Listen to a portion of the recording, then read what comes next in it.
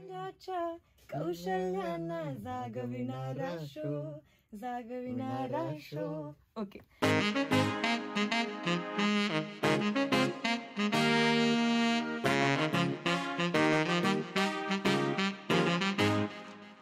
विविध व्यक्तिमत्वांच्या जीवनाचा प्रवास, श्रवणीय अनुभवांची असे माहिती खास. सगळ्यांना हा टॉक शो असे सजग बनवणारा, विजन विस्डमच्या अगदी जवळ नेणारा. माइंडाच्या कौशल्यांना जागविणारा शो. माइंडफुल हा टॉक शो. माइंडफुल हा टॉक शो. माइंडफुल हा टॉक शो. आणि तू आधी पण अँकर होतीस. तू कधीपासून पहिला तुझा अँकरिंगचा एक्सपिरियन्स काय होता? तू कधी झालीस अँकर? सांगते.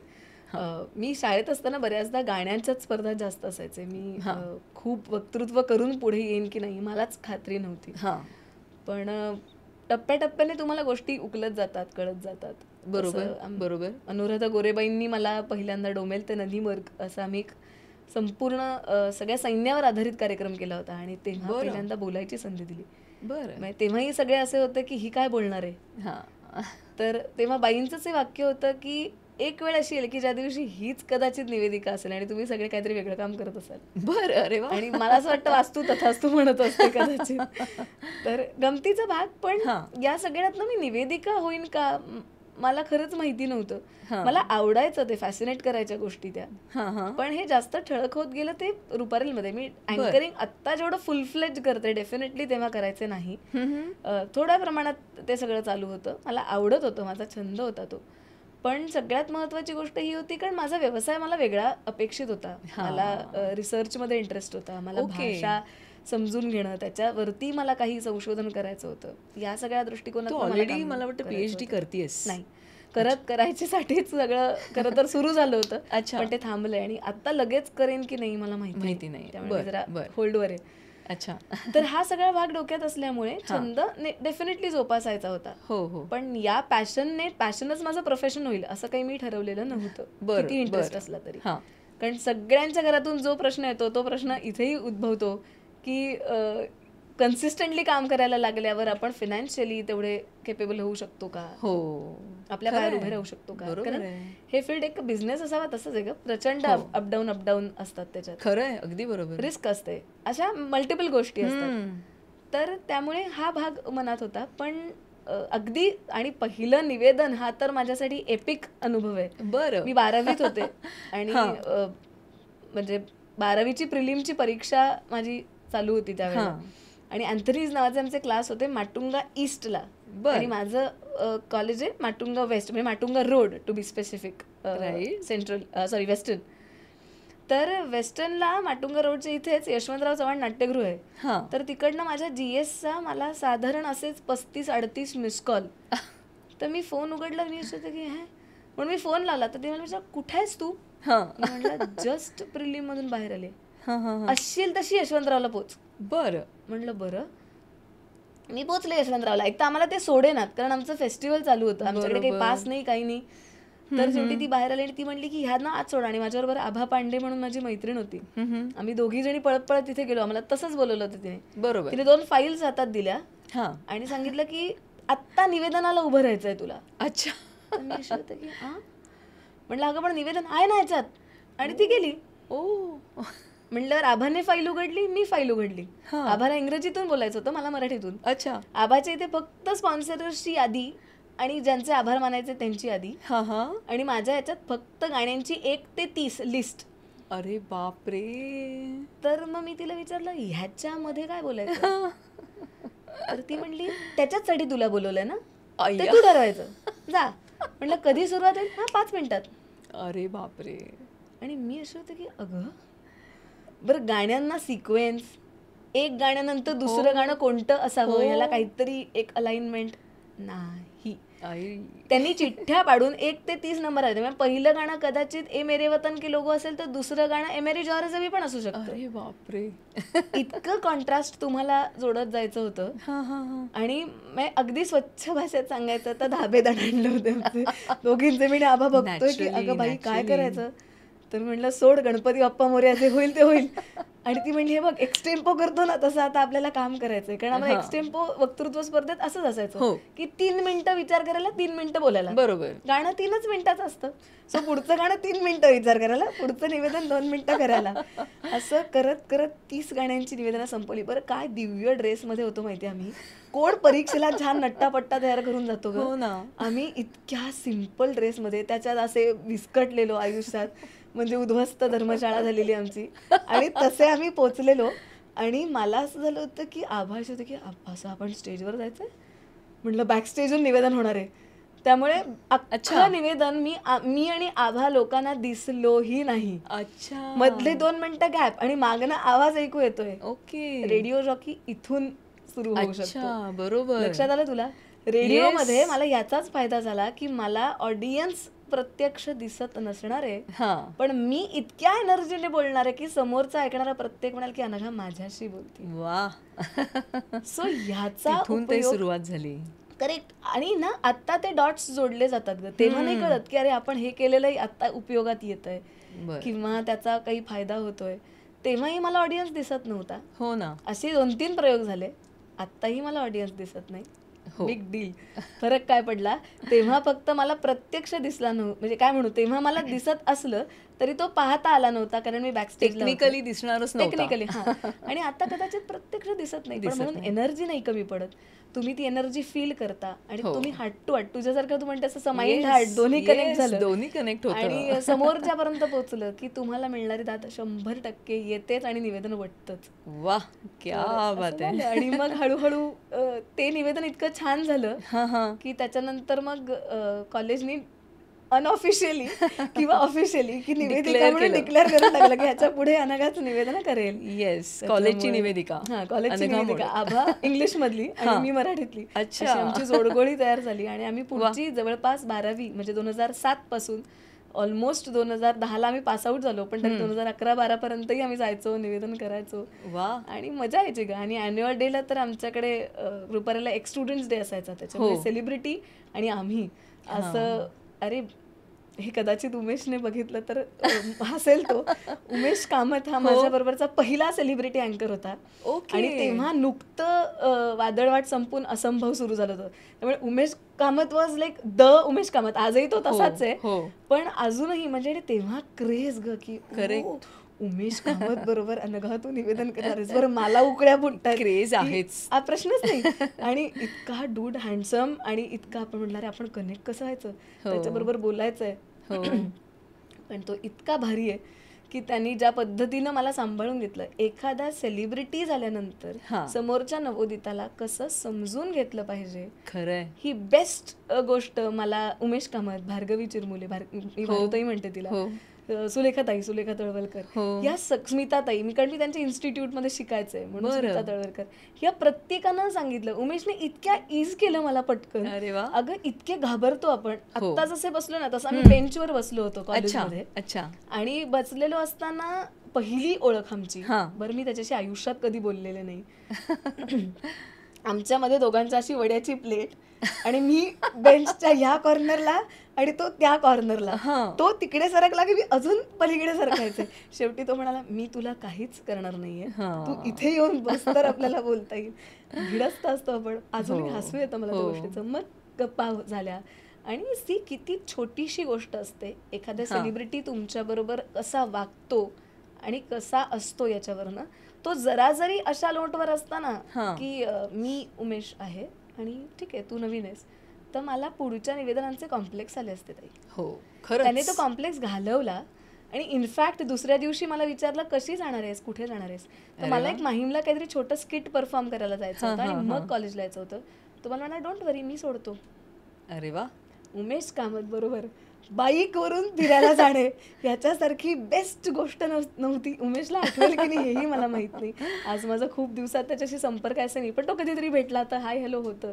आणि ही खूप मोठी गोष्ट आहे की हा त्याचा मोठेपणा आहे की त्याने लक्षात ठेवलंय की वा तो कधीतरी समोर आला तर तो हाय म्हणतो किंवा हॅलो म्हणतो. किती छान आठवण आहे ही तुझी. इतकी अप्रतिम आठवण आहे की अजूनही मी म्हणलं ना की आपल्या मनाच्या कप्प्यातली काही मोरपीस असतात की जी तुम्हाला मनाला आनंद तरी देतात किंवा गुदगुल्या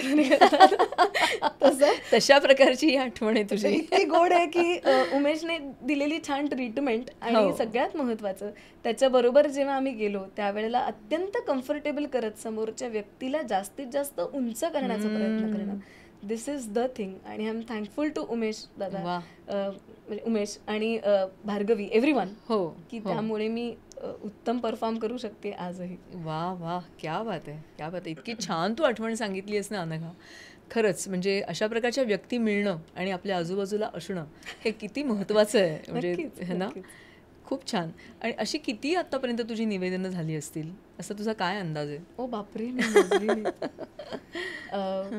एक अगदीच टिपिकल निवेदकाचं वाक्य सांगू का? हो सांग ना. की एकदा प्रतिभेने दान भरभरून द्यायचं ठरवलं की आपण त्याचं माप काढायचं नाही, ते माप ओलांडून पलीकडे असेल तर दारात स्वागताला औक्षणासाठी उभं राहायचं असतं असं म्हणतात. तर त्याचं काय मोजणार मी? अगं सी, मला असं वाटतं की प्रत्येक निवेदन ही माझ्यासाठी आनंदाची, उत्साहाची गोष्ट असते. ही मी त्याही पेक्षा म्हणते ताई, माझ्यासाठी ती उपासना असते.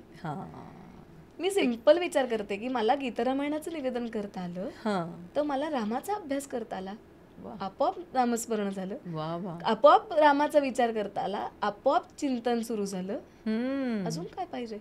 आणि नवीन विषय, नवीन अभ्यास, नवीन संशोधन, एव्हरी आस्पेक्ट तुमच्यासाठी जर तुम्ही उपासनेसारखा केलात ना, त्याची पूजा झाली ना की आपोआप ते सात्विक होतं. बरोबर. आपोआप तुम्ही मनापासून परफॉर्म करता, आपोआप तुम्ही समर्पित होता. आणि मग मी कोणीतरी आहे आणि मी हे समोरच्यापर्यंत मांडतोय ही भावना निघून जाऊन कोणीतरी आपल्याला देतंय आणि मी बोलतेय ही भावना वाढते. माझे खूप लाडके कीर्तनकार आहेत मकरंद बुवा सुमंत, त्यांनी मी डोंगरे महाराजांचं वाक्य सांगतात. कदाचित मला वट टू वट नाही सांगता आलं तर क्षमस्व, पण साधारण वाक्य असं आहे की बाके बिहारीलाल जिने बुलाते वही आते है. म्हणजे ऐकायला जे येतात ते ज्यांच्या नशिबात, कीर्तन कोण ऐकायला येऊ शकतं? ज्यांना ती प्रेरणा मिळते आणि ज्यांच्या नशिबात असते, पुण्यही असते थोडक्यात, तेच येऊ शकतात असं ते म्हणतात. तेच वाक्य मला वाटतं की बाके बिहारीलाल जिने कहते है वही बोलते है. की जणू काही ते आम्हाला कानात सांगत जातात, ते पत्ते मिळत राहतात आणि आम्ही फक्त बोलत जातो, व्यक्त होत राहतो. वा, तर खूप छान. क्या बात आहे, क्या बात आहे. नाही, बरोबर तू म्हणतेस ते अगदी खरं आहे की अशी मापं वगैरे आपल्याला काढायची नाही आहेत.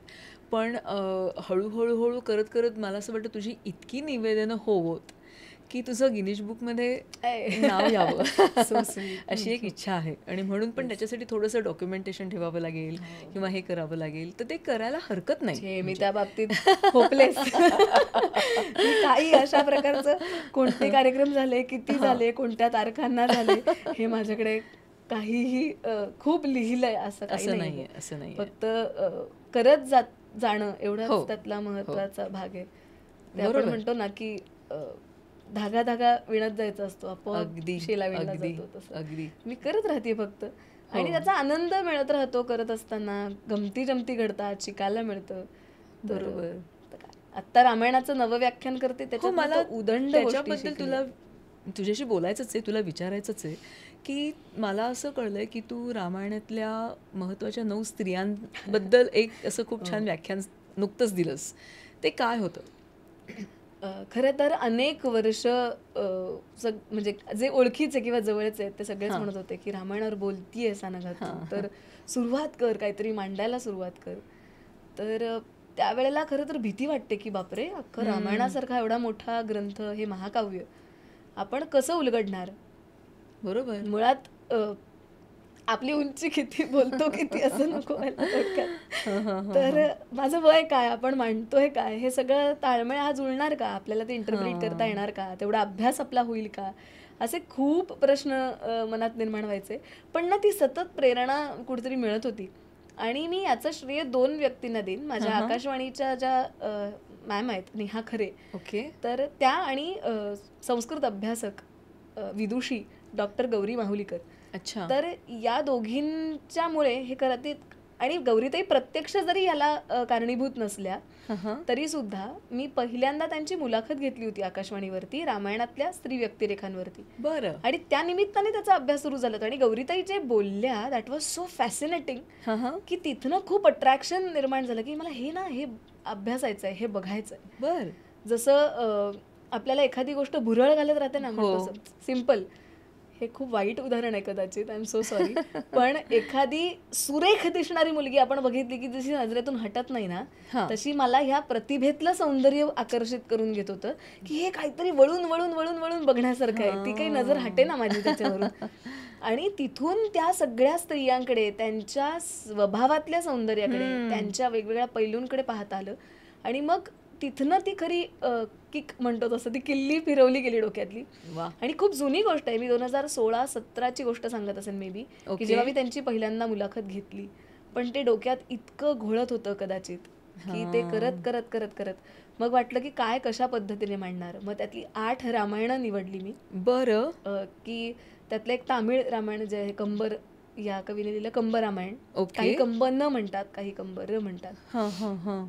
ते कंब रामायण आपल्या महाराष्ट्रातलं भावार्थ रामायण, वाल्मिकींचीच मूलभूत असणारी रामायण, म्हणजे अद्भुत रामायण आणि आनंद रामायण, व्यासांचं अध्यात्म रामायण, नंतर रंगनाथ रामायण आंध्रातलं, अशी रामायण आणि तुलसी रामायण अर्थात अशी निवडत. मग त्या 8 रामायणांमधलं ही प्रत्येक स्त्री मला कशी दिसते आणि त्या कवींना ती कशी दिसलीये, त्याच्यातनं आपण काय शोधू शकतो. त्याच्यातनं मग मी या सगळ्या स्त्रिया उलगडत गेले. कौसल्या, सुमित्रा, कैकेयी, मंथरा, अहल्या, शबरी, शूर्पणखा, त्राटका, सीता, तारा, मंदोदरी मला अभ्यासायच्या राहिल्या. त्या अर्थात अभ्यासात आहेत पण मांडताना इतका वास्ट होतो की होऊन जातात. पण या प्रत्येकीला ना ताई एक एक वेगवेगळा पैलू आहे. मला असं वाटतं की एक निवेदिका म्हणून म्हणण्यापेक्षा एक अभ्यास करणारी व्यक्ती म्हणून, किंवा जे मला रिसर्चचं वेड आहे की ते संशोधन करत असताना त्या प्रत्येक व्यक्तीमध्ये काहीतरी वेगळे कॅरेक्टरिस्टिक्स दिसतात मला. खरंच आहे. मग कौसल्या कशी शोधू शकतो आपण, मग ती का, तिच्या पोटीच राम का, असं करत असं हळूहळू एक एक, मग सुमित्रा, मग प्रत्येकाचे पदर उलगडत असताना मला एक लक्षात आलं की खरं तर असं बघायला गेलं तर एकच मनुष्य रूप, त्यातही लिंग बघायला गेलं तर स्त्री रूप, पण किती विभिन्न छटा, विभिन्न भाव, विभिन्न पैलू, स्वभाव दर्शन, एकच पात्र, वेगवेगळे 8 कवी कशा पद्धतीने उभं करतात, ज्याच्यामुळे आपलं कोणत्याही व्यक्तीकडे बघणं बदलतं. वा. मी कोणत्याही सामान्य व्यक्तीकडे बघताना आता एका अँगल मधून आपण नाही बघू शकत, ऑटोमॅटिक ना. तर याचा सगळ्यात मोठा फायदा मला हा झाला की आपण पटकन जजमेंटल होण्याचं प्रमाण घटतं. करेक्ट. आणि मी मनापासून सांगते, मला first impression is the last impression he concept फारशी पटत नाही. तू खूप महत्वाचं बोलतेस, कारण नॉन जजमेंटलनेस हे एक अतिशय महत्वाचं स्किल आहे माइंडफुलनेसचं. आणि तशा असं जज करून किंवा एखाद्या व्यक्तीबद्दल जजमेंट करून किंवा वस्तूबद्दल किंवा एखाद्या वास्तूबद्दल असं करून आपण नाही चालू शकत. तू म्हणतेस तसं त्याला विविध असे अँगल्स असू शकतात, विविध पर्स्पेक्टिव्स त्याच्यामध्ये असू शकतात. आणि ते तू मला सांगतेस की तुझ्या संशोधनातून, त्या विविध रामायणांच्या अभ्यासातून, खरं तर मला वाटतं हेच तुझं एक खूप मोठी PhD आहे. सिरियसली. अगं ते खूप मोठं संशोधन आहे. मी असं म्हणेन की या सगळ्यांची मदत मला खूप कारणीभूत होती. माझे सगळे वाचक, केवढा पेशन्स पाहिजे 8-8 रामायण सलग बसून वाचून काढायची. तर या सगळ्यामध्ये मदत ज्यांनी जे मला करतात, माझी शोभा कुंटे म्हणून मावशी, लेले काका म्हणते मी ज्यांना, बरं, ते असतील, किंवा आमचा एक मित्र आहे. तर असे अनेकांची मदत आहे. कोणाकोणाची नावं आणि काय काय सांगू असं आहे माझ्या समोर आता. तर अशा प्रत्येकानं जो अँगल, संगीता राजपाठक म्हणून माझी स्टुडंट आहे, या प्रत्येकाने आपापल्या पद्धतीने त्यांचे इनपुट्स दिलेले आहेत की जे मला सांधायला मदत होते. तर एव्हरीथिंग इज फॅन्टॅस्टिक जेव्हा रामायण समोर येतं.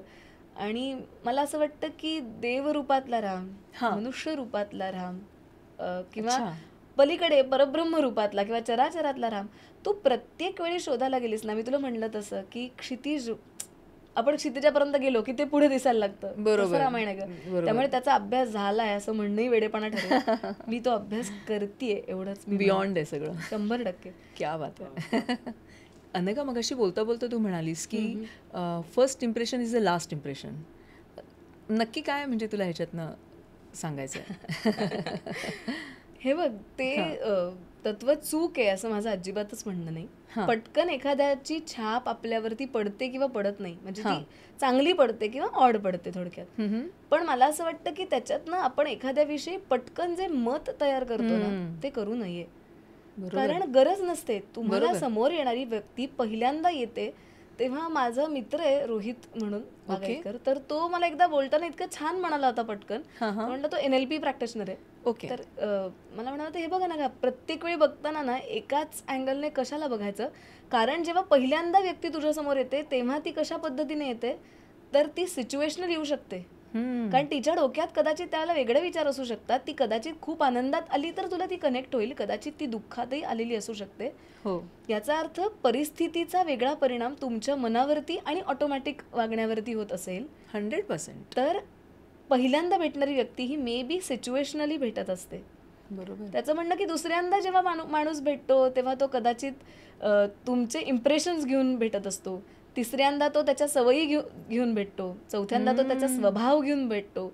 पाचव्यांदा तो त्याच्या सगळ्या बिहेवियरल पॅटर्न घेऊन भेटतो. कशा अर्थी, तर तुमच्यातल्या सगळ्या चांगल्या वाईट सगळ्या बाजू. मग 6व्यांदा भेटतो तेव्हा वृत्तींनी भेटतो, आणि 7व्यांदा जेव्हा तुम्हाला भेटतो तेव्हा तो माणूस म्हणून तुम्हाला कळतो, तिथे तो प्रवृत्तींनी भेटतो.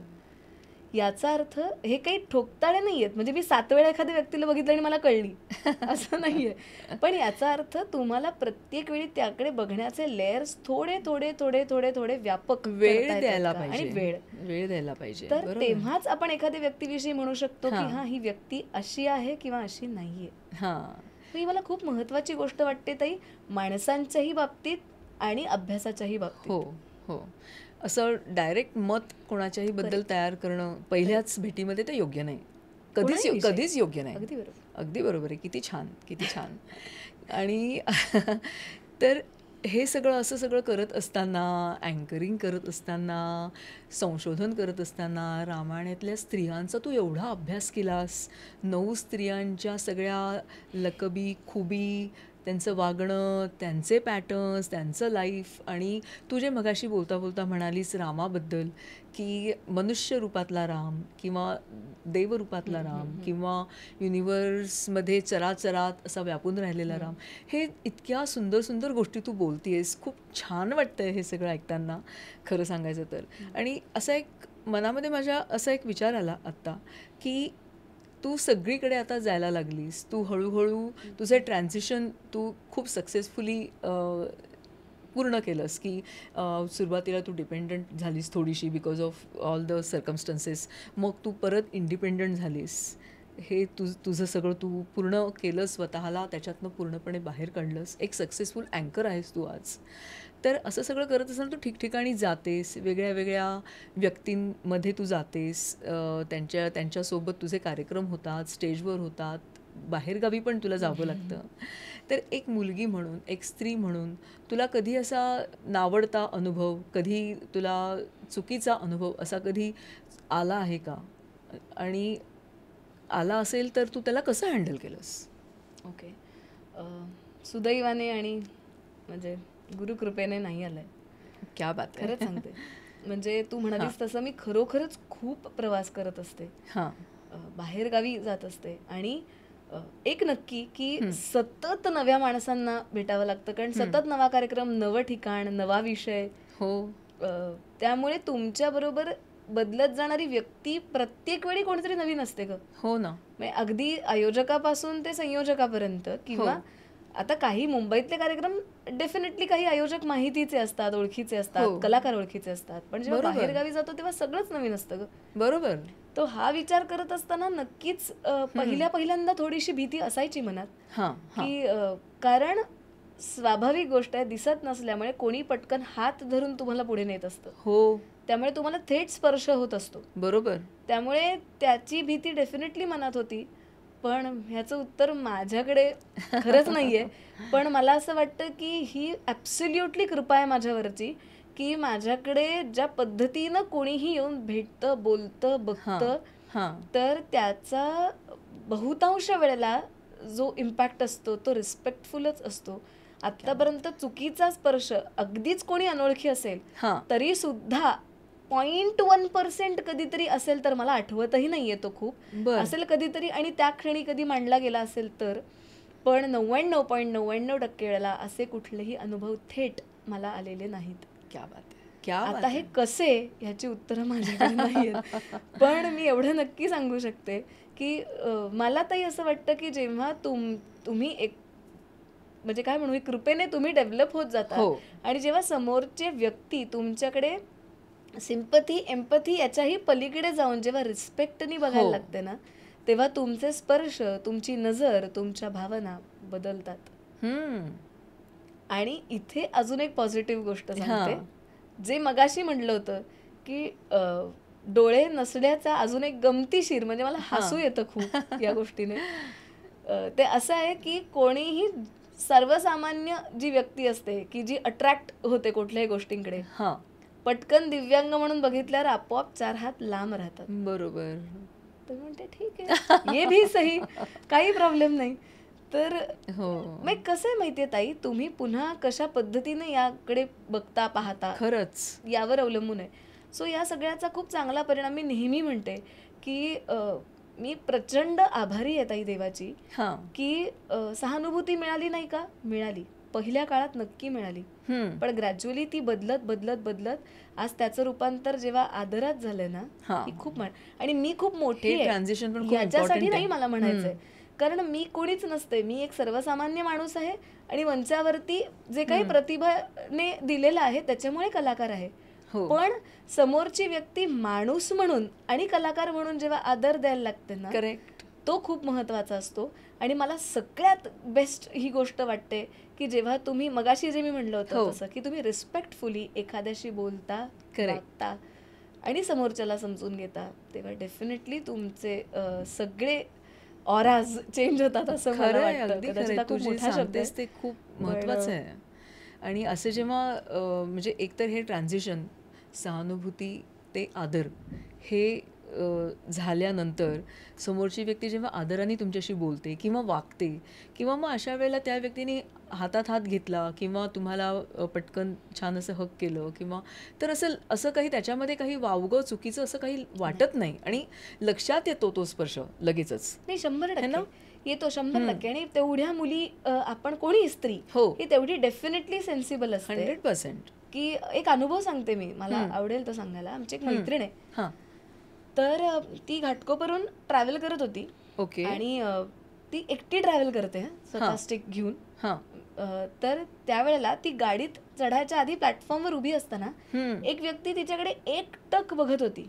बरं. ती पूर्णतः तीही व्हिज्युअली इम्पेअर्डच आहे, बरोबर. म्हणजे तिलाही पूर्ण दिसत नाही. पण ती एकटक बघणाऱ्या माणसाच्या इथे जाऊन, म्हणजे समजा आता मी इथे उभी हो, आहे हो. तर थोडासा पलीकडे 1-2 हात लांब, थोडा हां. मागच्या बाजूला तो माणूस उभा होता. बरोबर. तिने त्याच्याकडे वळून बघितलं, ती त्याच्या समोर जाऊन उभी राहिली आणि तिने हां. विचारलं की तू माझ्याकडे असं का बघतोयस. ते सेन्स तिला झालं. अगं ही गोष्ट कसली भारी आहे, विचार कर. खरंच. म्हणजे काय सेन्स झाला असेल त्या मुलीला हे मी अजूनही इमॅजिन करू शकत नाही आमच्या त्या मैत्रिणीला. ती कमाल आहे मुलगी. वा. तर ठाण्यात राहते ती. बर. तर मला असं झालं की ही जी गोष्ट तिने करून दाखवली ना, त्याच्यानंतर त्या मुलाची कुठल्याही मुलीकडे जिला दिसत नाही म्हणून ती आपल्याला समजून घेऊ शकणार नाही, म्हणून आपण वाटेल तसं बघायचं, ह्याकडे बघण्याची टापही होऊ शकणार नाही. कधीच नाही. टापही. करेक्ट. आणि ही थोडासा एक असं ब्रेवरी किंवा 100% असायला हवी. अरे काय Risk कॉन्फिडन्स असायला आहे हवा. हा. हा कॉन्फिडन्स म्हणजे असायला आणि हवा. मला दिसत नसलं असं तुला वाटतंय, हां. पण माझ्या संपूर्ण बॉडीला सेन्स होत आहे की व्हॉट यू आर डुईंग. सगळं समजतंय. करेक्ट. तर close this, yes. Cut it out. हा जो कॉन्फिडन्स आहे ना, या कॉन्फिडन्सने जेव्हा जातो ना, मग माझं म्हणणं आहे की अशाच पद्धतीने मुलीने समोर असले पाहिजे की समोरच्याची टापच नाही होता कामा चुकीच्या पद्धतीने बघायची. करेक्ट. की तुम्ही काय कुठल्या बेसिसवर बघाल यार. बरोबर आहे. आणि तुम्ही वस्तू म्हणून बघितलीत तर त्याची किंमत होते, पण तुम्ही देणगी म्हणून बघितली की ती अनमोल होते. वा. सिरियसली खूप छान, खूप छान. इतकं छान वाटतंय मला तुझ्याशी इथे बोलून आता आणि गप्पा मारून. मस्तच वाटतंय आणि खूप म्हणजे आय ओपनर गोष्टी आपण इथे बोलतोय आणि अनेक महत्त्वाच्या गोष्टी दर्शकांना प्रेक्षकांना आपल्या ऐकायला मिळणार आहेत. एक मला महत्त्वाची गोष्ट तुला आता विचारायची आहे, ती म्हणजे तू आता संशोधन करतेस, तू विविध ठिकाणी जाऊन संशोधन हा खूप मोठा शब्द आहे. भाषणं देतेस आणि तू अशा गहन गहन विषयांवरती तू तुझं अँकरिंग तुझं सुरू असतं. तर तू तुझ्या नेहमीच्या रोजच्या जीवनामध्ये कशी आहेस असा तो प्रश्न आहे. माझे सगळे अशीच जवळचे गंभीर आहेस की काय आहे नक्की? आता मी म्हणलं माझे सगळे जवळचे मित्रमैत्रिणी हवे होते, म्हणजे त्यांनीच उत्तर माझ्यापेक्षा जास्त छान दिली असती. नाही मी अगं गहन हा कदाचित खूप मोठा शब्द आहे, असं काही नाही. विषय प्रत्येक समजून घेणं एवढाच त्यातला महत्वाचा भाग असतो.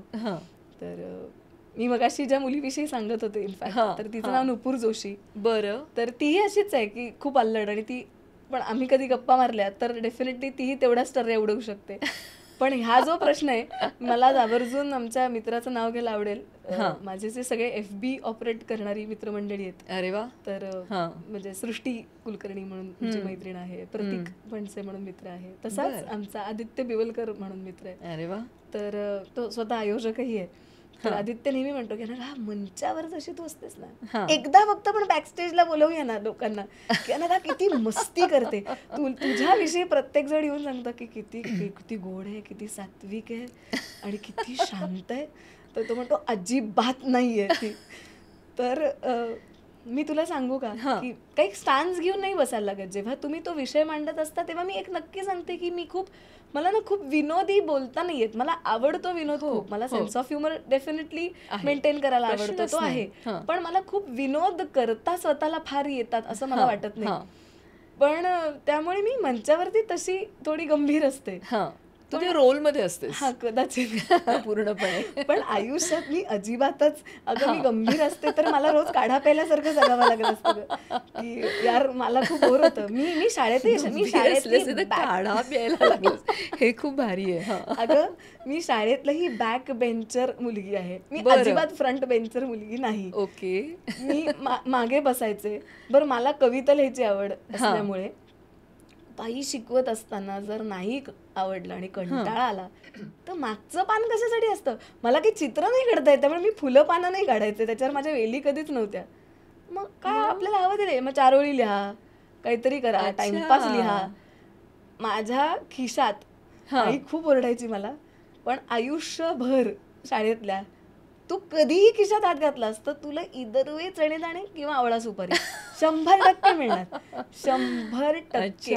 म्हणजे क्लास सुरू असताना अरे म्हणजे एकतर ना आम्ही बसायचो, मी ज्या ठिकाणी बसायचे सेकंड लास्ट बेंचवर बसायचे मी, आणि आमच्या बरोबर बाजूला चिकटून दरवाजा होता आमच्या शाळेचा, आमची जुनी पार्ले टिळक. बरोबर. मग काय दरवाजा असल्यावर आपल्याला आजूबाजूला बघायला खूप स्कोप असतो अगं.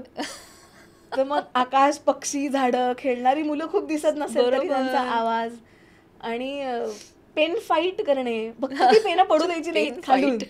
म्हणजे जर ती चुकून बेंचवरनं खाली पडली की तुमची आणि बाईंची फाईट झाल्याशिवाय राहणार नाही मग 100%. सो वेगळी पेन फाईट मग. सो ती होऊ द्यायची नाही. असल्या खूप खूप मस्ती आणि टर्या मी उडवलेल्या आहेत. असं नाही की मी फार गंभीर सिरियस. मी कॉलेजमध्येही अशी नव्हते ग. मी कॉलेजमध्ये पण असल्याच, म्हणजे माझी आई तर गमतीने टर्या उडवणे हा शब्द फार भारी आहे, मस्त. अगं माझी आई म्हणायची की अगं मी आत्ताही तुला सांगते, हे लोक बिलीव्ह नाही करणार, पण माझी आई मला कायम सांगायची की जरा मुलींसारखी चाल, मुलींसारखी वाग, अशी धाड धाड धाड पठाणासारखी काय चालतेस तू जरा. आणि आता लोक म्हणतात ना किती ग्रेसफुल वावरते, किती छान मस्त. माझी आई मागून खुदू खुदू हसत असते की आईला म्हटलं बघ आई तुला हवं ना मी मुलींसारखं असायला हवंय. हे बघ मी तुला सांगू का, मला इतकी मस्ती हाच एक शब्द आहे. आता मी सांगावं की नाही मला माहिती नाही, पण आमचा शैलेश खोत म्हणून पुण्यातला मित्र आहे, नावासहित सांगते. तर मी शैलूत, मी प्रत्यक्ष खूप जरी केलं नसेल तरी मला दादाबरोबर करायला खूप आवडायचं. त्याची होती बाईक.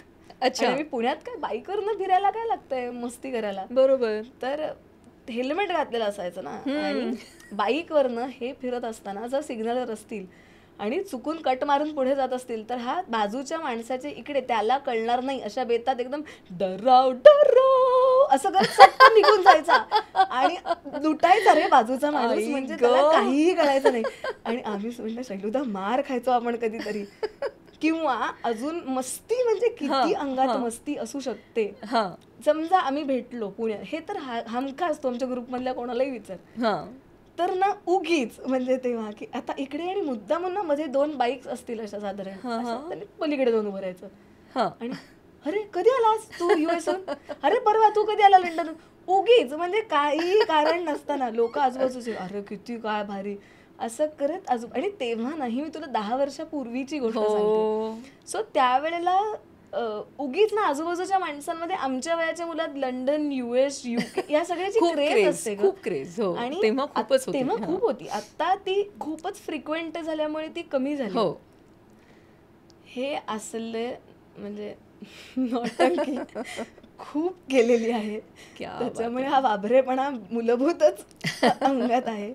हे बघ, एक लक्षात ठेव, मला असं वाटतं की रसरसून जगायला तुम्हाला काय लागतं का? काय लागतं प्रत्येक वेळी. मला ती गोष्ट इतकी आवडते ना पुलंची, की आपण ज्याला मज्जातंतू असं म्हणतो मराठीत, त्याला इंग्लिशमध्ये नर्वस सिस्टीम म्हणतात. मग आता तुम्ही तुमच्या मज्जातंतूंमधून बघायचं आयुष्य का नर्वस सिस्टीम, हा तुमचा मुद्दा आहे. मी माझ्या मज्जातंतूतून बघते, मला प्रचंड आवडतं, मला अजूनही, म्हणजे आज मज्जेच्या तंतूंमधनं. करेक्ट. आणि सांगू का, मला अजूनही एक एक पायरी सोडून चढायला आणि उतरायला आवडतं. तर अच्छा, प्रचंड अजूनही. तर फजिती करशील ना तुला जे घेऊन जातात त्यांची.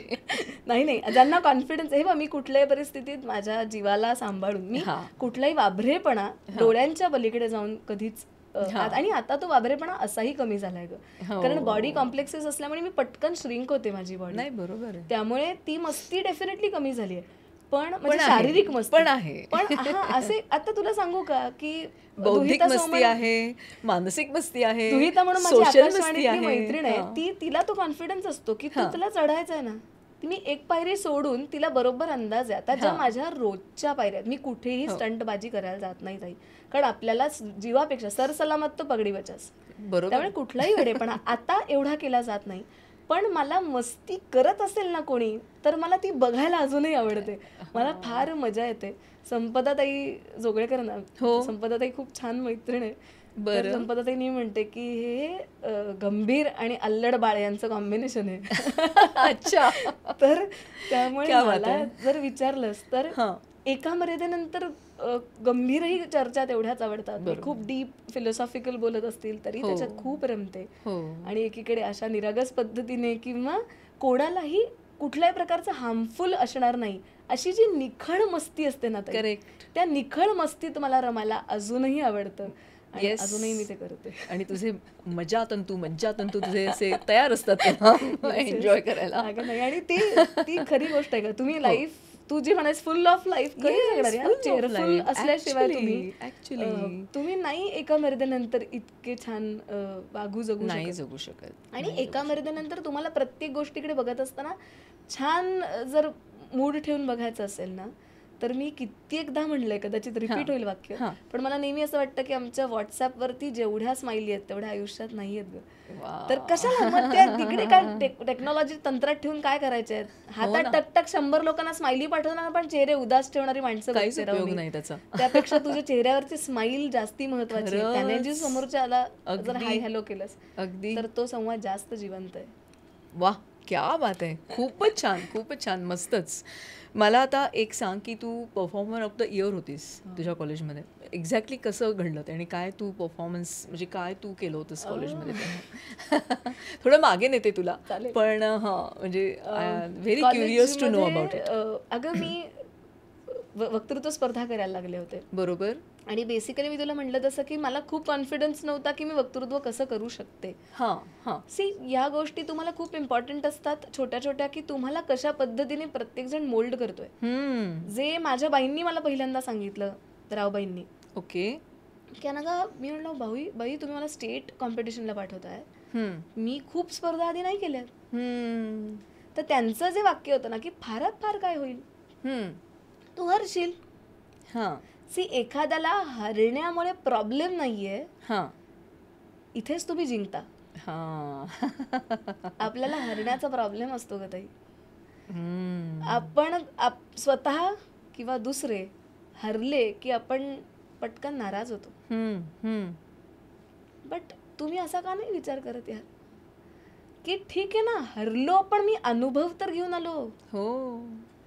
हे मी पुन्हा हे वाक्य काही जगण्याची वाक्य असतात ना किंवा स्वतःला रिवाईज करण्याची वाक्य असतात, ही रोजची पर्वच आहे माझी असं मला वाटतं. वा. आणि प्रत्येकाची असायला हवी. करेक्ट. की मी नेहमी म्हणते की हरणं हा एक्सपिरियन्स आहे हो. आणि जिंकणं हा आनंद आहे. आयुष्यात आनंदाचे क्षण मोजके असतात आणि अनुभवांचे क्षण मोठे असतात. वा. सो ते खूप शिकवून जातात. करेक्ट. सो बरोबर. प्रत्येक टप्प्यावर कदाचित माणूस हरू शकतो. अरे यार, एक साधी पोळी लाटताना पण आपण पहिली पोळी डायरेक्ट पौर्णिमा झाली असं नाही होऊ शकत यार. नाहीच होऊ शकत पौर्णिमा. तर असं काही गोल नाही काढू शकत आपण. बरोबर. कर्कटात घेऊन बाबा आपण बरोबर. पोळी काढली आणि मापली, वा गोल झाली, असं नाही होऊ शकत. नाही. तर इट्स लाईक तुम्ही त्याच्यातनं करत करत करत करतच हो, तुम्ही हो. त्या गोलापर्यंत पोहोचणार बरोबर आहात. बरोबर आहे. अगदी तसंच खरं आहे. आहे. अरे लाईफ मध्ये कधीतरी कणिक इकडून तिकडे सरकते तसे आपणही या कोणातून त्या कोणात जातो. पण तुम्हाला मुद्दा असा पाहिजे ना की तुम्ही एक आपण नक्की ठरवलं पाहिजे ताई की आपण अशा हातात स्वतःला घडवायला दिलंय का हा. की जे माझा आकार हळूहळू बदलून का होईना पण ते असा तयार करतील की जो एक्सेप्टेबल असेल. वा. क्या बात आहे. मग ते तुम्ही त्याला गुरुवर्य म्हणा, तुम्ही स्वतःलाच सेल्फ मेड असाल तर स्वतःचे संस्कार म्हणा, हो. तुमच्या विचारांची शिस्त म्हणा, हो. ज्याला आपण स्ट्रक्चरल थॉट प्रोसेस म्हणतो, Correct. ती तुम्ही विचारांची शिस्त म्हणा. शिस्त म्हणा. तुम्ही इतर कोणी तुम्हाला घडवत असेल तर ते गुरुवर्य म्हणा. हो. तर अशा तुमची हातात पुस्तकं, Correct, आजूबाजूच्या पुस्तकं, गोष्टी, अनेक गोष्टी, अगदी, परिस्थिती. अगदी. सो अशा हातांमध्ये आपण स्वतःला घडवायला दिलंय का हम्म. की ज्याच्यातनं आपण आकाराला उत्तम येऊ हा. ना. बरोबर आहे. सो आणि मी तुला प्रामाणिकपणे विचारते, आपल्याला युनिक गोष्टी कुठल्या वाटतात ज्या थोड्याशा ऑड असतात? हो, खरंय. अरे आपण घरात अँटिक पीस म्हणून आणलेली गोष्ट काहीतरी वेगळ्या भन्नाट आकाराची असली पण वाव काय युनिक आहे. मग स्वतःला जर कधीतरी असं एखादा काहीतरी वेडावाकडा आकार आला. ऍक्च्युली मानसशास्त्रामध्ये तर हेच सांगतं की जे इम्परफेक्ट आहे किंवा जे पूर्ण नाही झालेलं आहे ते तुमच्या जास्त लक्षात राहतं. करेक्ट. आणि तुम्ही ते पूर्ण करण्यासाठी प्रयत्न करायला लागलात तर मग झालं, मग ते छानच असतं तुमच्यासाठी. म्हणून म्हटलं की तो जर वेडावाकडा आकार असेल तर दॅट्स फाईन, पण तो हळूहळू आणि तोही एन्जॉय करा. आणि जेव्हा मोल्ड होऊन आपण व्यवस्थित आकारात येऊ तेही एन्जॉय करा. सो मला असं वाटतं की दोन्ही गोष्टी इम्पॉर्टंट आहेत. बरोबर. आणि त्या पद्धतीने मी प्रयत्न करते आहे बघायचा. मी डेफिनेटली सांगते ताई तुला की हे मला सगळं जमलंय असं मी कधीच म्हणत नाही, कारण मी माणूस आहे. आणि सगळ्यात महत्वाची गोष्ट, मी जरी अनेक जण मला म्हणतात तू मोटिवेशनल स्पीकर आहेस, अगं हा शब्द सुद्धा एक वलय आहे ग. खरं आहे. मी तेही बाजूला ठेवते, मला ते काही गरजेचं नाही वाटत. याचं कारण मलाही मी तुला सांगू, मोटिवेशनल स्पीकर नाही, तूच एक मोटिवेशन आहेस. नाही खरं आहे, म्हणजे उगीच नाही बोलत आहे मी. आणि इतकं छान वाटलंय मला तुझ्याशी बोलून. तुला पण मी तुला सांगते ताई की ह्या सगळ्यात ना अगेन की मी जर ह्या झोनवरच राहिले ना की आय एम द मोटिवेशन, तर ताई मी जगताना खूप काटेकोर होईन ग. खरंय. मी ऑर्गॅनिक होणं विसरून जाईन. बरोबर. मला असं वाटतं की तुम्ही कोणीतरी आहात याच्यापेक्षा मी रोजचा दिवस, समजा आज मला बोर झालं, मी रडले, मलाही त्रास होतो यार. मला मी तर प्रचंड सेन्सिटिव्ह आहे, म्हणजे मला एवढंच झालं की माझ्या डोळ्यातही पाणी येतं. हो. तर तेही आहे, तीही माझी बाजू आहे. मी असं नाही म्हणत की मी प्रत्येक ठिकाणी स्ट्रॉंग हेडेडच उभी राहू शकले. घडतीये एवढाच माझा मुद्दा आहे. आणि मला हा प्रवास कुठे कमी नाही होऊ द्यायचा, कारण नाहीतर ना आपण स्वतःला एका चौकोनात बांधून स्वतःच्याच आयुष्याची फ्रेम करून घेतो की बाबा मी अशी आहे. असं मला नाही. मी जशी आहे ओके. मी कधीतरी चुकते, मी रडते, मलाही बोर होतं, मलाही कोणीतरी, अगं स्वतःच व्याख्यान मी कधीतरी ऐकलेलं असेल मोटिवेशन म्हणून, किंवा 100 लोकांनी मलाही मोटिवेट केलं असेल. But I am like this because. तुला असं कोणाला श्रेय द्यायला आवडेल की ह्यांच्यामुळे मी अशी घडू शकले, जसं तू मगाशी म्हणलीस उमेश कामत किंवा भार्गवी चिरमुले किंवा स्मिता ताई, तर अजून कोणी असं तुझ्या ह्याच्यामध्ये आहे? हो ना, भरपूर. म्हणजे असं होतं ना की कधी कधी की मला हे मिळालंय अँकरिंग, मला ह्या विषयावरती करायचं आहे, पण माझ्याकडे ह्या गोष्टी आहेत, पण मी ह्या गोष्टीसाठी काय करू? मग तू त्या माइट बी त्या व्यक्तींकडे जातेस किंवा असं जे काही आहे ते असे कोण आहेत की ज्यांच्यामुळे तुला मोटिवेशन मिळतं आणि तू तुझ्या ह्याच्यामध्ये खूप छान काम करू शकतेस? अगं प्रत्येक टप्प्यावरती घडत जातात. सगळ्यात पहिल्यांदा डेफिनेटली आपले आई वडील, हो. आपले कुटुंबीय, की जे तुम्हाला चांगल्याच मार्गावरती तुम्ही राहावं याच्यासाठी जे मुळात संस्कार देत असतात. तर डेफिनेटली आज मी जी काही उभी आहे त्याच्यात निर्विवाद माझे आई वडील आणि माझ्या मागे असणारे गुरुवर्य यांचं पाठबळ आहे डेफिनेटली, की ज्यांच्यामुळे ज्यांच्या संस्कारांमुळे आईवडिलांच्या आणि त्यांच्या कृपेमुळे आणि त्यांच्या कायमच्या भिवू नकोस मी तुझ्या पाठीशी असं स्वामी म्हणतात, तसं त्यांचं जे अस्तित्व आहे आज माझ्याबरोबर, तर त्याच्यामुळे मी डेफिनेटली काम करू शकते. त्यामुळे पहिलं श्रेय निर्विवाद त्यांना आहे. दुसरं, कारण मी नावं घेत बसले ना गं तर ती यादी खूप मोठी आहे, म्हणजे फक्त त्यातले टप्पे सांगते. दुसरे माझ्या मित्रमैत्रिणी की जे आधीच्याही माझ्या प्रवासात आणि नंतरच्याही माझ्या प्रवासात एका कणानेही स्वतःत बदल न करता माझ्या बरोबर राहिले, मैत्रीण मित्र म्हणून राहिले. त्यांच्या वागड्या बोलण्यात बदल झाला नाही, ज्याच्यामुळे माझं आयुष्य बदललं नाही ताई. ते तसंच राहिलं आणि मी तितक्या छान पद्धतीने पुढे जाऊ शकले. क्या बात आहे. तिसरी गोष्ट, तुम्हाला आजचा विचार केलास तर माझे सगळे वाचक की ज्यांच्याशिवाय मी कामच नाही करू शकत ग, जे मला सगळे वाचन करून दाखवतात, जे ते सगळे माझे वाचक. माझं जे फेसबुक ऑपरेट करणारे आहेत ते फेसबुक ऑपरेटर्स, मला छान दिसावं म्हणून मला तयार करणारे माझ्या ब्युटिशियन सगळ्या ताया, माझी डिझायनर. सो म्हणून मी म्हटलं अगं याच्यात इतकी बारीक बारीक श्रेय आहेत ना की या प्रत्येकामुळे जे आयोजक जे माझ्यावर विश्वास दाखवतात. कारण पहिल्यांदा जेव्हा त्यांनी मला काम द्यायला सुरुवात केली अगं, त्यावेळेला असं व्हायचं की प्रश्न पडायचे की दिसत नाही आणि निवेदन करणार आहे, तुम्ही कॉन्फिडंट आहात नाही, बरी बोलेल ना, आई गो. हा विचार करताना सुद्धा तो मुद्दा कापून काढून अनघा बोलू शकते हे ठामपणे ठरवणारा आयोजक पाठीशी होता, म्हणून मी काम करू शकले ताई. खरंय, अगदी खरंय. दुसरी गोष्ट की माझ्या जेवढ्या मी माध्यमांमध्ये कामं केलीत ना त्या सगळ्या माध्यमांचे प्रतिनिधी सर्व, म्हणजे एबीपी माझाचे राजीव खांडेकर, आकाशवाणीच्या नेहा खरे, स्वयंसाठी मला डिजिटल प्लॅटफॉर्मही खुला करून देणारा आमचा नवीन काळे आशय महाजन, माझ्यावरती विश्वास ठेवून मुलाखतकार म्हणून, किंवा गोंधळसारख्या सिरीज जी अख्खी झाली ती सिरीजचीच ओपनिंग करायला देणारी वीणा गोखले. सो प्रत्येक ठिकाणी जे जे अँगल्स ओपन झाले माझ्यासाठी, तो प्रत्येक प्रमुख त्या गटाचा किंवा त्या माध्यमाचा, कारण त्यांच्यासाठी ती हिस्टॉरिक मुवमेंट असते ना की अशा एखाद्या ठिकाणी तुम्ही इन करणं. बरोबर. तर कारण माझ्या मते आम्ही जेव्हा विचार केला तेव्हा या सगळ्यामध्ये व्हिज्युअली इम्पेअर्ड असणारी मी महाराष्ट्रातली तरी अशी एकमेव निवेदिका आहे की जिनं लाईव्ह शो होस्ट केलेला आहे. हो. तर भारतातलीही कदाचित असू शकते. अगदी. तर त्यामुळे हा सगळा विचार करताना मग प्रश्न पडतो की तुम्हाला त्याच्यासाठी कॉन्फिडन्स आणि गट्स दोन्ही असावे लागतात आणि नक्कीच. त्यामुळे आणि त्याच्या पुढचा टप्पा असतो की जेव्हा तुम्ही पुढे पुढे जात जाता तसतसे मार्गदर्शक येत जातात तुमच्या आयुष्यात भरपूर. हो. ते सगळे मार्गदर्शक, मी मगाशी जसं संपदा ताईचं नाव घेतलं, संपदा जोगळेकर असते, खूप आधीपासून माझ्या बरोबर काम करणाऱ्या ज्या असतील, माझ्या सगळ्या प्राध्यापिका, माझे शिक्षक, मला व्हॉइस शिकवणारे आमचे शामराव जोशी, म्हणून म्हटलं मी किती नावं घेऊ ग, मांदियाळी होईल अख्खी. अशा सगळ्यांचे परिणाम असे आहेत की ज्यांच्यामुळे मी एक एक पॉइंट आज पुढे जाते किंवा वाईड होऊ शकते. आणि सगळ्यात महत्वाचं आहे दोन गोष्टी, एक तर रसिक ज्यांनी माझ्यावर भरभरून प्रेम केलं, आजही ते करतात, की म्हणजे त्या ज्या पद्धतीने रिॲक्ट होतात ना ती खूप, आणि ही सगळ्यात मोठी दाद वाटते. कारण अगदी पहिल्या सुरुवातीच्या काळात येणारी दाद अशी होती की तूच अनघा ना, हा नाही आम्ही तुला गॉगल्समुळे ओळखलं, किंवा तुला दिसत नाही तरी छान बोलतेस ना.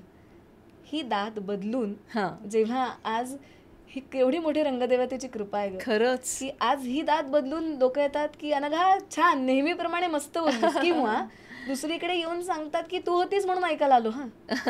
इथे ताई डोळे असणं किंवा नसणं हा संबंधच नाहीये तो, मी फक्त निवेदिका राहिले, माझं बोलणं आणि माझे शब्द एवढीच गोष्ट महत्वाची. बरोबर बरोबर. ऑटोमॅटिकली रसिकांनीच त्या गोष्टी वजा करून टाकल्या, ही केवढी मोठी पावती आहे, एकदम मोठी. सो त्या रसिकांनी दिलेला कॉन्फिडन्स. तुला कोणी आठवतं असं एखादा रसिकाचा सोबत आलेला अनुभव?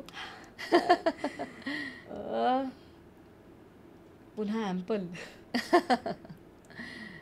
खूप आहेत सांगते, पण एक नाशिकचा अनुभव आहे हा. हम्म.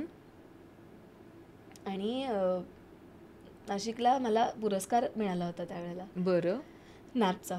आणि अच्छा. तो पुरस्कार झाल्यानंतर मी मनोगत व्यक्त करत होते. मी किती हां. 5 मिनिटं बोलले असेल फक्त. हां त्या 5 मिनिटानंतर एक मुलगी आली हां. आणि तिने येऊन पटकन मिठी मारली मला बरं. आणि म्हणाले, ताई तू जे जे बोललीस ना ते मला सगळं छान दिसत होतं. ओ. तर ना मला पहिल्यांदा लक्षात नाही आलं ती काय म्हणते. हां. जसं तिने मला शेक हँड केला हम्म. तर शेक हँड करताना तिने माझा हात चाचपडून पाहिल्यावर माझ्या लक्षात आलं की अरे तिला दिसत नाही. हो. मी तिला थांबवलं, म्हटलं बाळा तू काय पाहिलंस. हम्म. हम्म. ती म्हणली मला असं सांगता नाही येणार काय पाहिलं, हम्म. पण तू सांगत होतीस ती गोष्ट पाहता येत होती एवढं खरं. ऐक. आणि मला इतकं सरकन काटा आला अंगावर की मला प्रत्यक्ष आता दिसत नाही, तिला दिसत नाही, पण मी जो मांडतेय तो शब्द तिला दिसतोय किंवा जाणवतोय. ह्याच्यापेक्षा बाप कॉम्प्लिमेंट काहीच असू शकत नाही. काय पाहिजे अजून. खरंय. सिरियसली म्हणजे मला असं जितम जितम फिलिंग होतं माझ्यासाठी तेव्हा की वा. जे ही कृपा नाहीये का ताई माझ्यासाठी? खरंच. किंवा दुसरी कॉम्प्लिमेंट होती जी ही वेडी कॉम्प्लिमेंट आहे थोडी. वेडी म्हणजे मला मी पुन्हा जे पहिल्यांदा आपण सुरुवात केली होती सर्कल कम्प्लिशन म्हणू आपण, की तिथे येऊन थांबते की कशा पद्धतीने सौंदर्य आपण बघू शकतो. टिळक गणपती असतो ना जो केसरीवाड्यातला, तर केसरीवाड्यात माझं व्याख्यान झालं आणि फार गर्दी होती तिथे सगळे दर्शनाला. माझा कार्यक्रम संपल्यानंतर मी पुढे जात असताना तिथे स्पर्धा परीक्षांसाठीची पण मुलं असतात साधारण, सो लाईक 25-30ची असतील. आणि सर्वसाधारणतः अशा वेळेला येणारी कॉम्प्लिमेंट काय असते दिसण्यावरून. पुन्हा माझ्या भाषेत सांगायचं तर एखादी मुलगी कडक दिसायला किंवा टवका असेल तर तू मागे वळून बघशील आणि बोलशील की नाही पटकन. ओके, मला अजिबातच याची अपेक्षा नाही, मी ते डोक्यातही ठेवत बरोबर, कारण मला नाही वाटत असं काही आपण स्वतःला समजावं. मी पास झाल्यानंतर माझ्या मागे माझी आई होती आणि तिच्या मागे अजून एक मैत्रीण, ते पटकन दोघं जण म्हणाले की अनघा आहे नाही. आणि पुढचं जे वाक्य होतं की अरे ही जशी स्क्रीनवर दिसते तशीच दिसते रे, काय तेजस्वी आहे ही पोरगी. आता मला सांग, मी म्हणाले होते तुला सुरुवातीलाच, आता मला सांग की ह्याच्यात माझं काय आहे. खरंय ताई, मी चार ब्रँड्सची रूज लावून मी तेज नाही आणू शकत. खरंय. जर ते येत असेल तर याचा अर्थ माझ्यावरची कृपा, रंगदेवतेनं दिलेलं भरभरून आशीर्वाद, आणि दुसरी सगळ्यात महत्वाची गोष्ट त्यावेळेला त्या केसरीवाड्यात असणाऱ्या गणपतीने कदाचित केलेला वर्षाव आणि ज्ञानाचं तेज येते. पण याच्यात माझं काय आहे? माझं काहीच नाहीये. मग मला असं वाटतं की या गोष्टी जर माझ्या बरोबर असतील ना, बरोबर, तर हे सगळ्यात मोठं श्रेय आहे ताई की माझं काहीच नाहीये. मला असं वाटतं की ते विंदांची कविता म्हणून मला फार पटते की उंची ना आपुली वाढते फारसा वाटून हेवा, श्रेय ज्याचे त्यास द्यावे एवढे लक्षात ठेवा. तर तसं आहे की ते सगळं एकच गोष्ट माझी आहे की ती म्हणजे 100% मेहनत आणि परफॉर्म करत असताना 100% डेडिकेशन. That's it. एवढ्याच गोष्टी माझ्या आहेत. बाकी सगळं मिळालेलं आहे ते सगळं ऊपर वाले ने दिया है और वो सिर्फ मैंने जाना है एवढंच मी म्हणेन. मला ते समजायचा प्रयत्न करते मी, ते मला कळलं असं मी काही म्हणणार. एका मुलाखतीत ना आमिर खानची मुलाखत होती आणि त्याच्या बहिणी वगैरे आल्या होत्या तिथे. तर अँकरनी त्यांना असं विचारलं की आप सब इतने सब गुड लुकिंग कैसे हो, आपकी बहनें भी गुड लुकिंग, आप भी गुड लुकिंग. मग त्याने सांगितलं की ये सब ऊपर वाले की मेहरबानी है, जसं तू सांगितलंस. आणि तसं पेरेंट्स, आई वडील, और मैं तो मुफ्त में एन्जॉय कर रहा हूँ. एकदम परफेक्ट है ना.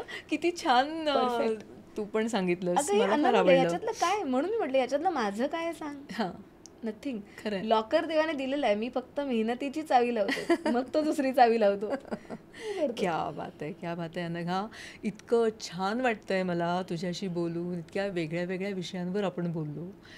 तुझ्या शाळेच्या कॉलेजच्या लाईफबद्दल तर बोललोच आपण, पण तू अँकर कशी झालीस, तू तुझ्या रोजच्या जीवनामध्ये कशी मस्तीखोर आहेस, तू तुझा अभ्यास कसा करतेस, तू नवनवीन व्याख्यानं कशी तयार करतेस, खूप छान वाटलं. तर अनघा, आपण एक सेगमेंट करूया की ज्याच्यामध्ये माइंड और heart what will you need more or use more, असं एक आपला छोटासा सेगमेंट आहे. थोडक्यात सांगायचं तर तू थिंकिंग प्रोसेस जास्त ॲप्लाय करशील की फिलिंग प्रोसेस जास्त ॲप्लाय करशील? ओके. है ना. येस. तर त्याच्यामध्ये आता पहिला एक मुद्दा असा आहे की decision making of a new project अशी सिच्युएशन असेल तेव्हा तू काय जास्त ॲप्लाय करशील फॉर युअर अँकरिंग? खरं तर प्रोजेक्ट वाईज बदलतात गोष्टी, पण डेफिनेटली बऱ्याचदा पहिल्यांदा माइंड काम करतं. कारण विचार असतात ना आधी की ते कशा पद्धतीने वर्कआउट होणार आहे, किंवा आपण हे प्रोजेक्ट मुळात घ्यायचंय का, तर का घ्यायचंय, त्याच्या मागचं सगळे मग आर्थिक, सामाजिक, व्यावहारिक सगळी गणितं येतात मग त्याच्यात. सो पटकन डेफिनेटली माइंड आधी काम करतं. पण काही प्रोजेक्ट असे असतात की जिथे आपण या सगळ्या गोष्टी बाजूला ठेवतो आणि मग एखादी सामाजिक संस्था असेल किंवा आता अगदी मैत्रिणीनेच विचारलं की ना माझ्यासाठी येशील का अँकरिंग करायला, तर आपण कुठल्याही व्यावसायिक गणितात अडकत नाही, आपण त्या क्षणी हो म्हणतो, मी अवेलेबल आहे, चल करू. तिथे डेफिनेटली हार्ड काम करतं. पण निश्चितपणे 90% प्रोजेक्ट्स ही माइंडने बघावी लागतात. वा वा वा, क्या बात आहे, मस्त. आता त्याच्या पुढचं असं आहे की तू स्वतः एक टीचर पण आहेस आणि तू, मला असं वाटतं, संवाद कसा करावा, कम्युनिकेशन स्किल्स याच्याबद्दल तू, तुझे बरेच स्टुडंट्स पण आहेत आणि त्यांना तू हे शिकवत असते. तर एखाद्या विद्यार्थ्याला शिकवताना तू काय जास्त ॲप्लाय करशील, थिंकिंग की फिलिंग?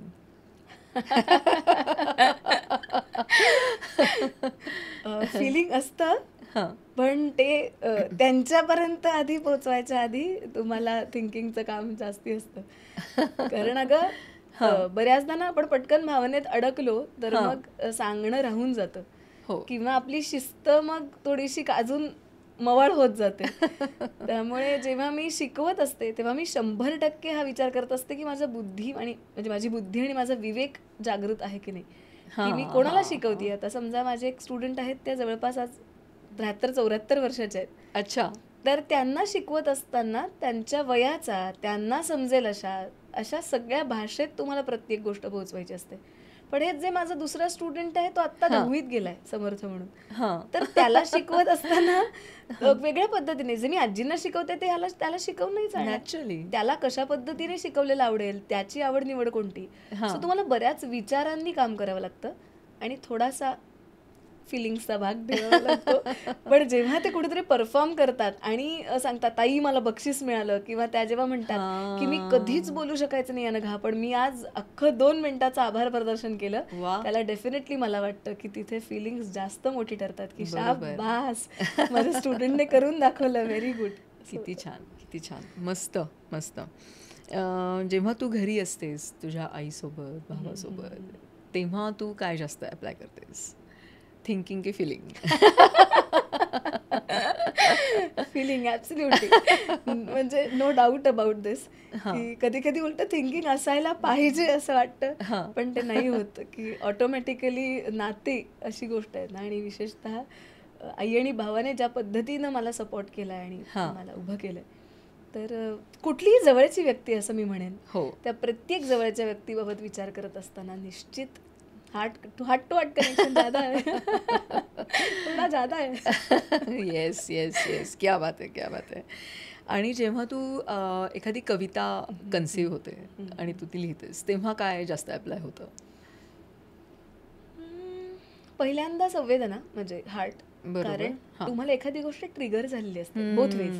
म्हणजे एखादं खूप गोष्ट लागते आणि त्याच्यातनं एखादी गोष्ट उचंबळून बाहेर येते. बरोबर. मग तो एखादा लेख मला लिहायचा असेल किंवा निवेदन सुद्धा तयार करत असताना एखादं निवेदन असं असतं ना की जे खूप आत बोच लागले आणि त्यातून उसळून बाहेर आलेलं असतं, तेव्हा त्याची इंटेन्सिटी कमाल असते. पण जेव्हा ती बांधली जाते, हे बघ कविता आपल्या हातात कधीच नसते, हे सगळेच कवी सांगतात की आपण लिहायला वेगळंच लागतो आणि ती नंतर वेगळीकडेच जाते आपोआप. जो त्याचा ट्रॅव्हल किंवा त्याचा पाथ मी नाही ठरवू शकत, तो डेफिनेटली संवेदना आणि त्यातनं येणारा फ्लो ठरवत असतो. पण ती बांधली जात असताना एक विचार नक्की असतो की आपण मर्यादा ओलांडून तर पुढे जात नाही होत ना. सो मी असं म्हणेन की जर आपण पेंटिंग सारखं धरलं तर त्याची थिंकिंग ही त्याची फ्रेम असते आणि त्याचं सगळं चित्र हे इमोशन्स असतं. वा, क्या बात आहे, सुंदर, खूप छान.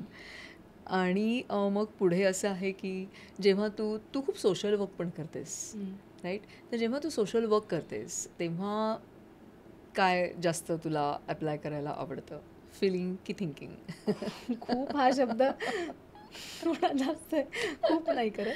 काही सामाजिक संस्थांबरोबर मी नक्की जोडली आहे. हां. कारण ताई मला असं वाटतं की ते आम्हाला जमिनीवर राहायला मदत करतात सतत. ओके. कारण मी सतत प्रकाश झोतात असते. हो अ, हो. पण ती माणसं खरी तेजस्वी आणि ती हां. प्रकाशमान आहेत खरी.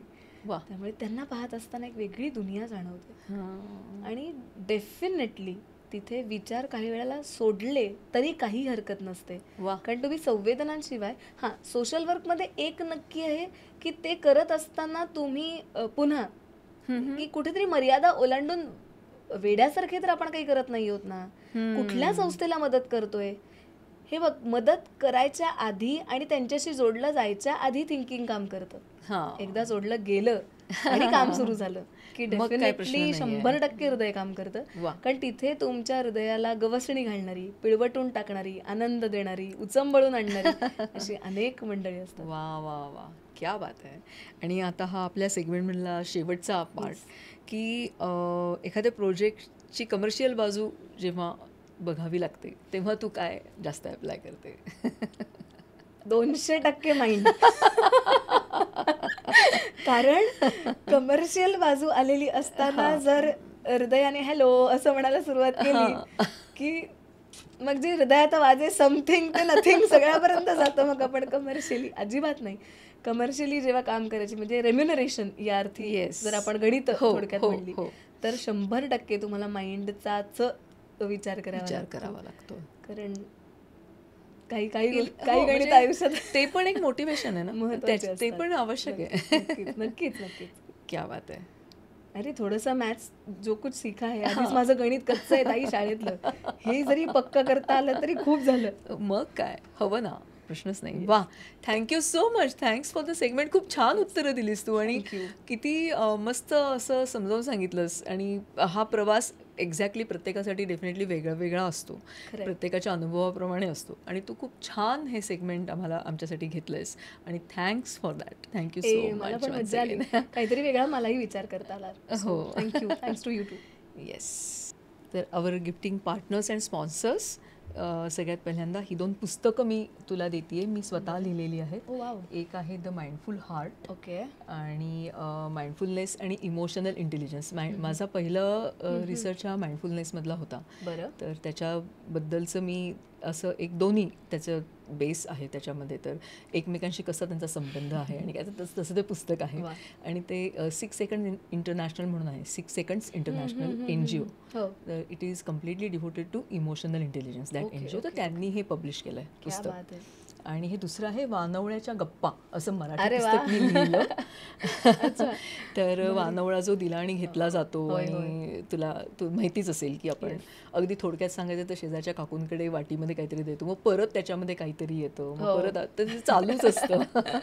तर त्याच्याबद्दलच्या गप्पा म्हणजे गावामध्ये, माझ्या गावी जेव्हा मी होते तिकडे, तर तिकडे असं नेहमीच व्हायचं, खूप व्हायचं. आणि असं आणि खूप आवळा, बोरे, चिंचा आणि काय ऊस बीस खूप खूप यायचं घरी. वा. आणि तर त्याच्याबद्दलच्या ज्या गप्पा व्हायच्या तर त्याच्यावरती बेस्ट, पण काही आठवणींच्या पण वानवळा आहे त्याच्यामध्ये, आठवणींचा वानवळा पण आहे त्याच्यात. मस्त. तर असं ते आहे. 2 पुस्तकं नक्की आहेत. वाचेन मी आणि मला खूप आणि आवडता अभिप्राय शब्द आहे पण वानवळा. देशील. हो. आणि अभिप्राय पण देशील त्याच्याबद्दलचा. तर इथे ठेवते मी ती हो, पुस्तकं नक्की. आता घेऊन तुझ्याकडनं. येस. आमचे एक स्पॉन्सर आहेत पॉवर ॲम्प म्हणून. तर त्यांनी हा गणपती तुझ्यासाठी पाठवला आहे. ओ. चाकणमध्ये त्यांचं युनिट आहे. बरं. And actually they are defence startup. बरं. पण आता त्यांच्याकडे जे कटिंग बेंडिंग सगळं मशीन आहे, तर त्याच्यातनं पहिल्यांदा त्यांनी जे बनवलं ते म्हणजे गणपती बाप्पा. तर तो त्यांनी आपल्या सगळ्या गेस्टसाठी एक स्पॉन्सरिंग म्हणून पाठवला आहे. तर हा मस्त. तुझ्यासाठी दिला आहे त्यांनी thank you. Specially. Thank you so much. And it's really beautiful. Thank you. तर this is our Ganpati Bappa here. Yes. Rare chemistry आपले एक गिफ्टिंग पार्टनर आणि स्पॉन्सर आहेत. तर त्यांनी तुझ्यासाठी ते असं म्हणतात की ॲज रेअर ॲज यू, असं त्यांचं अरे वा. टॅगलाईन आहे. आणि toxin free and dermatologically tested skin products आहेत त्यांचे. ओ. आणि ते मी पण स्वतः यूज करते. They are really very good आणि तू ते वापरू शकतेस. थँक्यू. ओके. तर ते Thank you so आहे. येस. आणि हे आहेत आपले कोकणी गोडवा अलिबाग रायगड. तर त्यांनी खूप छान छान त्यांचे असे प्रॉडक्ट्स असे एका छान कार्टनमध्ये पॅक करून तुझ्यासाठी दिले. मस्त. तर तू ते नक्कीच वापरशील. अरे done. आणि मला माहिती तुला आवडतं. खवाईगिरी कोणाला आवडत नाही. Yes yes. आणि जिथे आपण बसलो आहोत हा आमचे लोकेशन पार्टनर म्युझिक कॅफे. आणि खूप छान सगळं कोऑपरेशन त्यांनी आम्हाला इथे दिलं आणि खूप मस्त आपला हा असा इंटरव्ह्यू इथे झाला या म्युझिक कॅफेमध्ये. ते आमचे लोकेशन पार्टनर आहेत ह्या एपिसोडसाठी. Attire partner Lotus Sutra of your measurements. And our radio partner Vishwas radio Nashik. सगळे सेगमेंट्स हळूहळू त्यांच्या रेडिओवरती ऑडिओ म्हणून पण तुम्हाला ऐकायला मिळणार आहेत ह्या 3rd सीझनमध्ये. आणि our global radio and television partner Prasaran radio and television. And programmes are seen in 216 countries. And they are with us from our 2nd season. And now they are waiting for our 3rd season. आणि लवकरच त्याच्यावरती तुम्हाला बघायला पण मिळणार. It's a TV. आणि आमचा सगळा अख्खा एपिसोड तुम्हाला नंतर प्रसारण रेडिओ अँड टेलिव्हिजनवरती सुद्धा बघायला मिळणार आहे. So and the programme produced by Mindful Heart Consultancy, healthy mind healthy heart. आपण अशाच पुढच्या एका नवीन एपिसोडमध्ये लवकरच भेटूया. तोपर्यंत खूप खूप धन्यवाद. नक्की आमचा एपिसोड बघा आणि आवडला तर लाईक करा, शेअर करा आणि सबस्क्राईब करा. Thank you so much. आणि तुला आज वेळ मिळाला इथे यायला आणि तू माइंडफुल हार्ट टॉक शोमध्ये येऊ शकलीस आणि आमच्याशी सगळ्यांशी गप्पा मारू शकलीस. तर तुझे जितके तुला धन्यवाद द्यावे तितके कमीच आहेत. तर तुला तुझ्या पुढच्या सगळ्या आयुष्यासाठी आमच्याकडनं खूप खूप शुभेच्छा. तुझे जे तुझे मनोरथ तू ठेव मनामध्ये तुझ्या असतील की मला हे पूर्ण करायचं आहे, मला हे करायचं आहे, मला PhD करायचं आहे, मला संशोधन करायचं आहे, नवनवीन व्याख्यानं तयार करायची, ते सगळं तुझं पूर्ण हो. आणि पुढच्या मे बी नेक्स्ट सीझनमध्ये आम्ही तुला परत बोलवू, असंच ओढून घेऊ आम्ही इकडे आणि तुझ्याशी परत भरपूर गप्पा मारू. थँक्यू. पुन्हा एकदा खूप खूप खूप खूप धन्यवाद. मलाच इकडे बोलवलं आणि इतका छान तू होस्ट करतेस किंवा ज्या पद्धतीनं समोरच्याला बोलतं करतेस, सांगतेस अनेक गोष्टी. तर मी म्हटलं तसं की तू सायकोलॉजिस्ट असल्यामुळे कदाचित तू माणूस हळूहळू समजून घेत आम्हालाही अनफोल्ड करत जाते. सो मला मजा आली इथे येऊन. वेगळं मांडता आलं. अच्छा. काही मुलाखतीतून बऱ्याचदा काही गोष्टी मांडायच्या राहून जातात काही वेळेला. हो, आपण म्हणतो तसं बावचळतो सांगताना. तर तसं न करता मोकळेपणाने बोलता आलं. मला मजा आली. वाह, क्या बात आहे. Thank you so much once again. आणि सी यू अगेन. नक्की भेटू. Bye bye. भेटू. Yes, thank you.